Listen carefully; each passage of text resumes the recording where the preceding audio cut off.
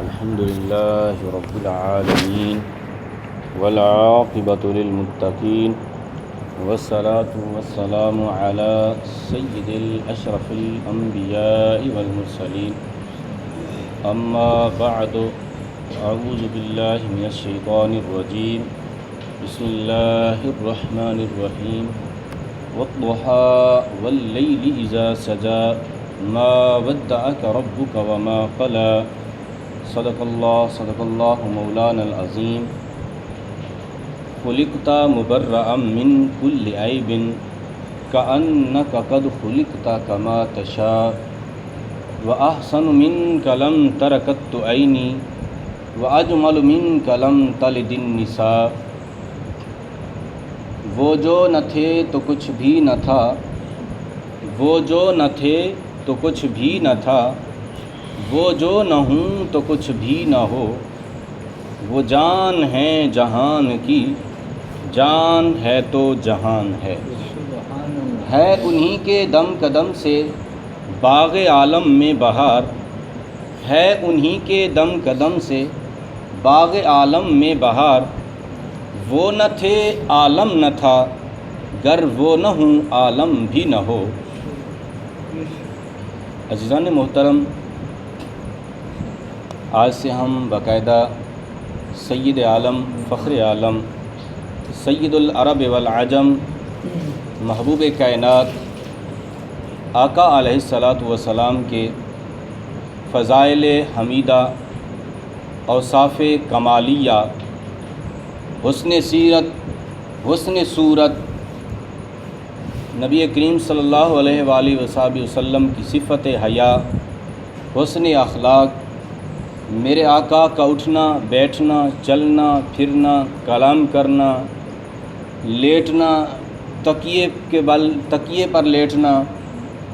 اور میرے آقا کا کھانا پینا، کس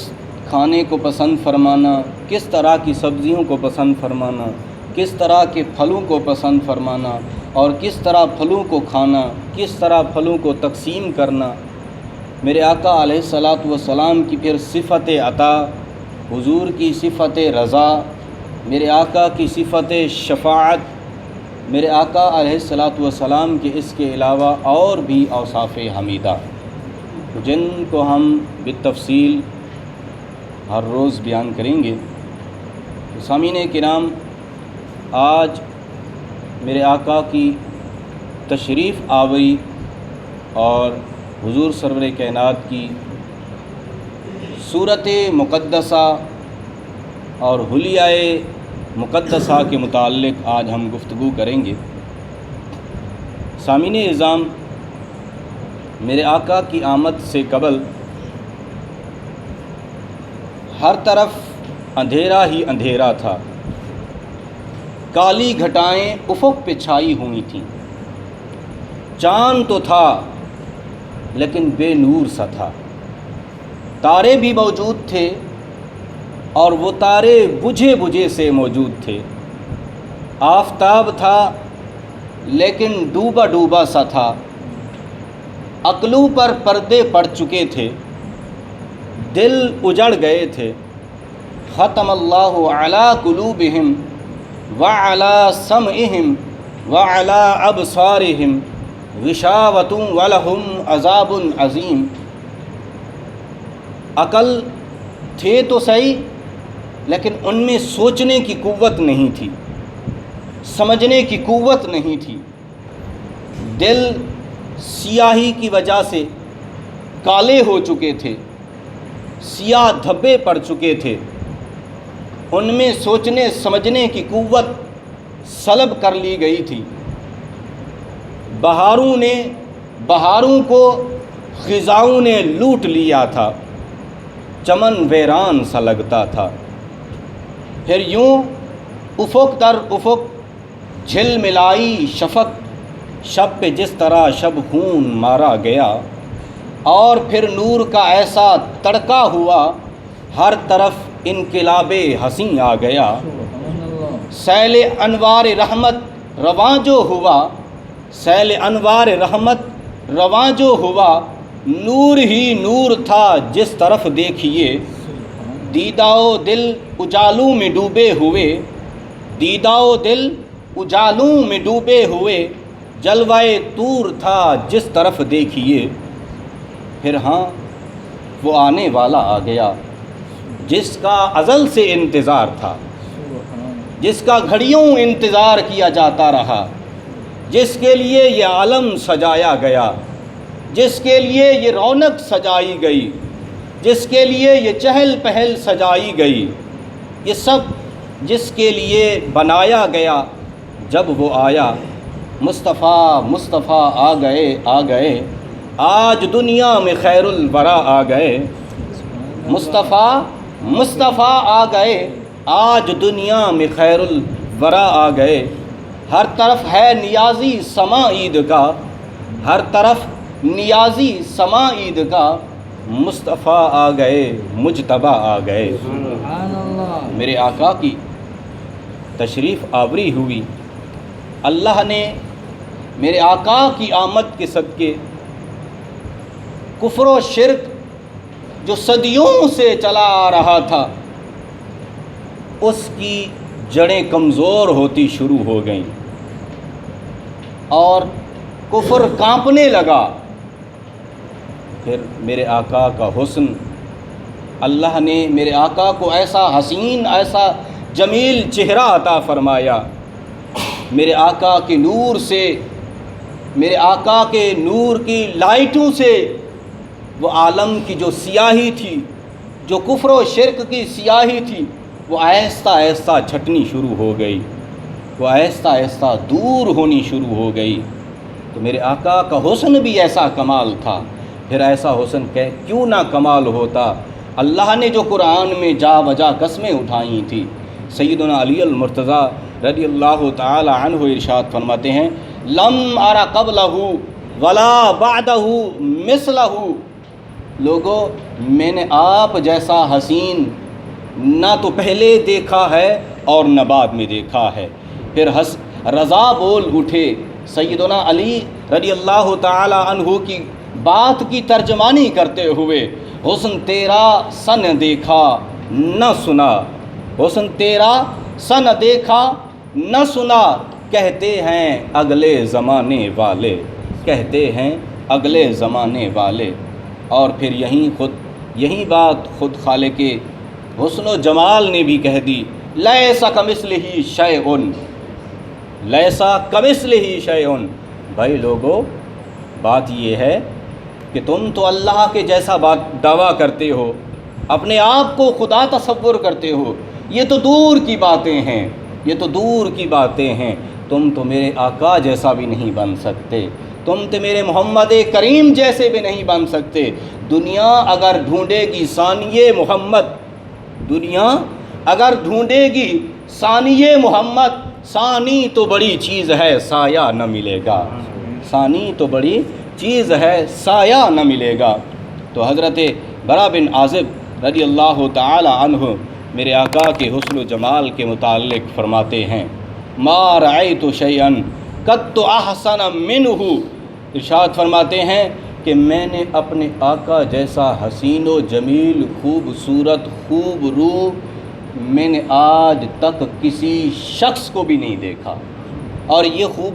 خوبصورتی، یہ حسن و جمال صرف میرے آقا کی ذات میں ہی موجود تھا، میرے آقا کی ذات کے علاوہ کہیں موجود بھی نہیں ہے۔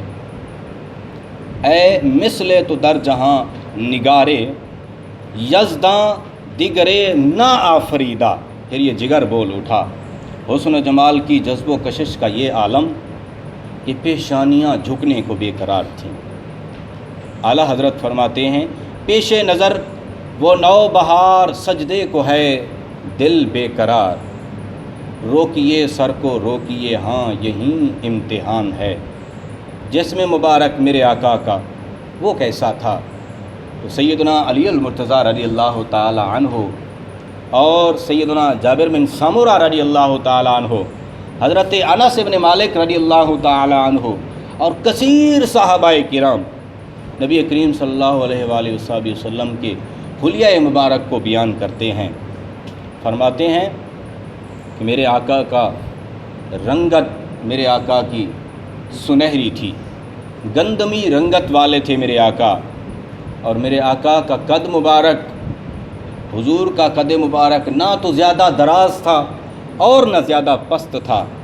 بس درمیانہ سا تھا، اور دیکھنے والوں کو خوبصورت نظر آتا تھا۔ اور سیدنا ابن عباس رضی اللہ تعالی عنہ ارشاد فرماتے ہیں کہ جب میرے آقا کے ساتھ کوئی شخص کھڑا ہو جاتا تو یوں نظر آتے کہ میرے آقا سب سے بلند ہیں، دیکھنے والوں کو سب سے بلند نظر آتے تھے، کیونکہ یہ میرے آقا کی شان تھی۔ اللہ بھی سب سے بلند ہے، اور اللہ نے اپنا محبوب بھی ساری مخلوق سے بلند مرتبہ بنایا ہے۔ کہتے ہیں کہ میرے آقا سب سے بلند نظر آتے تھے۔ پھر میرے آقا کا روح انور وہ کیسا تھا؟ سیدنا علی المرتضیٰ رضی اللہ تعالی عنہ ارشاد فرماتے ہیں یتلعلع وجہہ تلاصع القمر لیلۃ البدر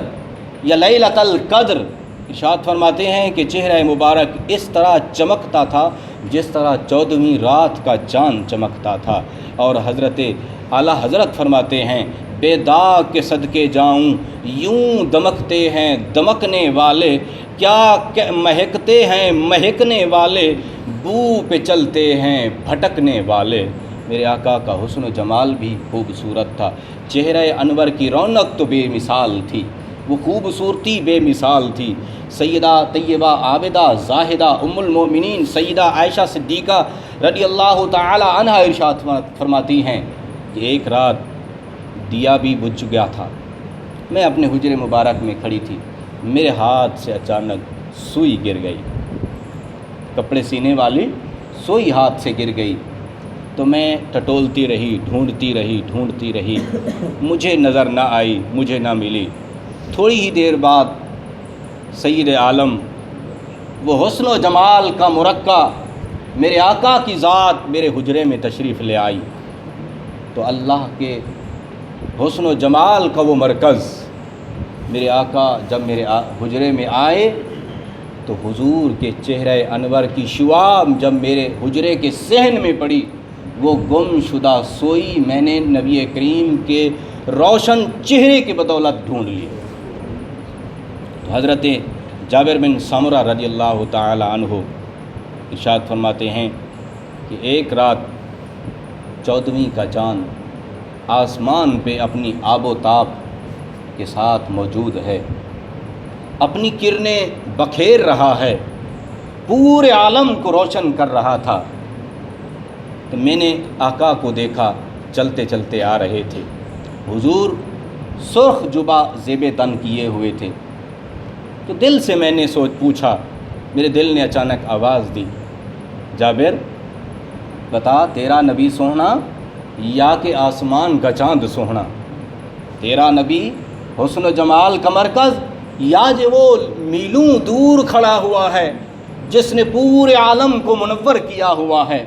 وہ سوہنا، وہ حسن و جمال؟ تو حضرت جابر کہتے ہیں میں نے زبان سے فیصلہ کرنے سے پہلے اپنے دل سے مشورہ لیا، پوچھا اے دل تو بتا تیرا کیا فیصلہ ہے، تو کیا کہتا ہے،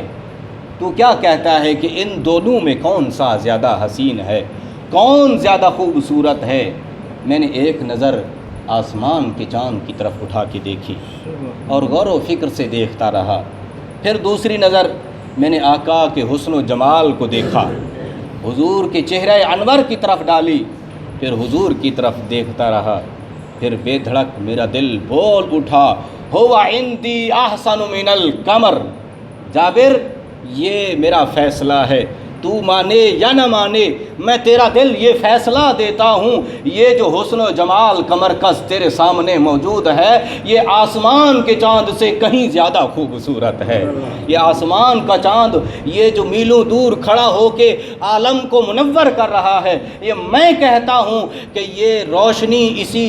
حسن و جمال سے ادھار لیتا ہے، یہ میرے آقا کے نور انور سے ادھار لیتا ہے۔ پھر اعلیٰ حضرت بھی بول اٹھے، آنکھ والو آؤ دیکھو ماہ طیبہ کی ضیا، آنکھ والو آؤ دیکھو ماہ طیبہ کی ضیا، آسماں کے چاند میں تو پھیکا پھیکا نور ہے، تو نہ ہوتا دو جہاں کا انتظام، تو نہ ہوتا تو نہ ہوتا دو جہاں کا انتظام، آقا تو زمیں کا نور ہے، تو آسماں کا نور ہے، تیری نسل پاک میں ہے بچہ بچہ نور کا، تیری نسل پاک میں ہے بچہ بچہ نور کا، تو ہی عین نور ہے، تیرا سب گھرانہ نور کا، ڈالی ڈالی نور ہے اور غنچہ غنچہ نور ہے، ڈالی ڈالی نور ہے اور غنچہ غنچہ نور ہے، گل کھلے ہیں نور کے، گلشن میں مہکا نور ہے۔ تو یہ میرے آقا کا حسن و جمال۔ کہنے لگے ہوا عندی احسن من القمر، جابر تو پوچھتا ہے، ابھی سوچ رہا ہے، ابھی تو میں فیصلہ کروا رہا ہے، میرا فیصلہ یہی ہے کہ یہ آسمان کا چاند تو اسی میرے آقا کے نور سے ادھار لے کر یہ عالم کو منور کر رہا ہے۔ پھر وہ حسن و جمال کا مرکز سیدنا یوسف علیہ السلام، جن کے بارے میں کہا جاتا ہے کہ وہ پورے عالم میں سب سے زیادہ حسین تھے، تو جب وہ بھی معراج کی شب مسجد اقصیٰ میں موجود تھے، تمام انبیاء کرام مسجد اقصیٰ میں موجود تھے، سب اپنی حسن و جمال پہ خوش تھے کہ میرا حسن و جمال آج دیکھا جائے گا۔ تو کہتے ہیں، بلکہ یہ ہمارے سریکی کے شاعر ہیں ظفر حسین ظفر فریدی، وہ کہتے ہیں کہ جب میرے آقا مسجد اقصیٰ پہنچے تو حضرت یوسف نے جب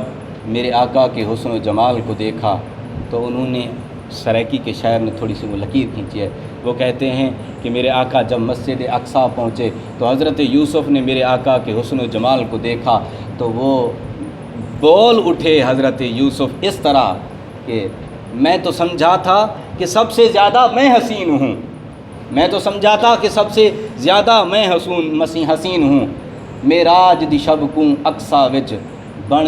جڑتے یوسف آ بیٹھے، معراج دی شب کو اقصیٰ وچ بن جڑتے یوسف آ بیٹھے، ڈے کنگھی ونگریاں والاں کو اکھدھار کا جلدی لا بیٹھے، اون سمجھے آیا مصر بیٹھا ہن مصری ہاتھ کٹوا بیٹھے، سرکار جب مسجد اقصیٰ آئے منہ یوسف انگلیاں پا بیٹھے، محبوب ظفر جب اقصیٰ آئے منہ یوسف انگلیاں پا بیٹھے۔ تو یہ میرے آقا کا حسن و جمال ہے۔ میرے آقا کو اللہ رب العزت نے ایسی رعنائی، ایسی خوبصورتی عطا کی کہ جس کی خوبصورتی کی وجہ سے یہ عالم خوبصورت ہے۔